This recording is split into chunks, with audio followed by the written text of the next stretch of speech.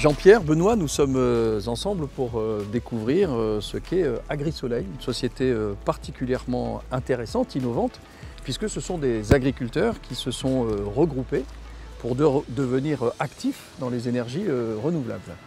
Alors Jean-Pierre, est-ce que vous pouvez nous expliquer ce qu'est Agrisoleil et comment est née finalement cette idée? Alors, l'idée est née en 2009. On est un certain nombre d'agriculteurs pour lesquels nous avions besoin de bâtiments. Et pour ce faire, on voulait se les faire financer par la production d'électricité puisque nos toitures étaient libres. Donc 2009, on est une cinquantaine d'agriculteurs à s'être regroupés. Aujourd'hui, on arrive à 300 agriculteurs. 300 agriculteurs qui se regroupent. Oui. Donc c'est un projet collectif? C'est un projet collectif, construit, géré entièrement par les agriculteurs. Nous sommes actionnaires et propriétaires à 100% de nos bâtiments.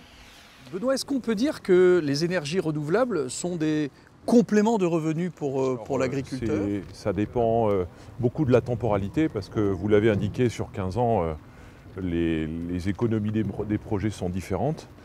Le point d'entrée était effectivement d'abord de financer un outil de travail, c'est ça qui est important. Et puis effectivement il y a des groupes parce que les conditions de vente d'électricité, parce que les conditions de financement, parce que les conditions d'achat des matériaux, les divers matériaux de construction sont dynamiques, ont des modèles qui peuvent être profitables au-delà de l'outil de travail, effectivement. Donc être un complément de être revenus. Un complément, peut-être pas à court terme, mais à moyen long terme, c'est certain. Et comme dit Jean-Pierre, c'est aussi une façon de financer des actifs de production avec un effort réduit dû au fait que l'agriculteur va vendre l'énergie. C'est un très très bon outil de développement de nos exploitations. Je peux vous dire que des éleveurs, c'est beaucoup plus agréable de mettre de la paille sous un hangar que sous une bâche. C'est beaucoup plus facile de travailler. C'est pour nous un confort très très important d'avoir des bâtiments. Alors vous avez lancé cette idée, j'imagine Benoît, que vous êtes appuyé sur des partenaires locaux. Et que finalement, si ça a été rendu possible, c'est parce qu'il y avait sur votre territoire des acteurs qui vous ont permis de rendre ce projet viable. Alors oui, c'est important de le dire. Alors pour faire du solaire, il faut de la surface, des clients pour la partie pour vendre son énergie, c'est assez simple. Et puis il faut pouvoir financer les investissements qui sont relativement importants. Pour donner un ou deux chiffres, le premier groupe d'investissement représentait à peu près 35 millions, donc un montant significatif. Et aujourd'hui, l'ensemble des projets représente à peu près 160 millions d'investis en une quinzaine d'années. Donc il est indispensable de s'appuyer sur des partenaires et notamment un financeur.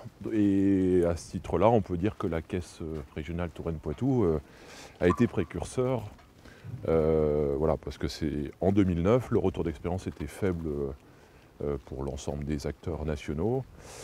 Et le Crédit Agricole a accompagné le projet Agrisoleil à son démarrage. Qu'avez-vous à dire sur cette critique que certains formulent, que finalement l'agrivoltaïsme peut remplacer pour un agriculteur son métier essentiel qui est de produire de... Non, l'agrivoltaïsme ne va pas le remplacer, on ne va pas couvrir toutes les terres agricoles. Il ne faut pas céder à ce chantage. Mais l'agrivoltaïsme peut aider dans la production par la mise à l'ombre des animaux, par des protections des animaux. Je pense à la grippe aviaire. Le fait de protéger les volailles sous les panneaux, ça peut être intéressant. Ça ne doit pas reprendre et il n'est pas question de couvrir tous les sols. C'est pas fait pour couvrir des cultures.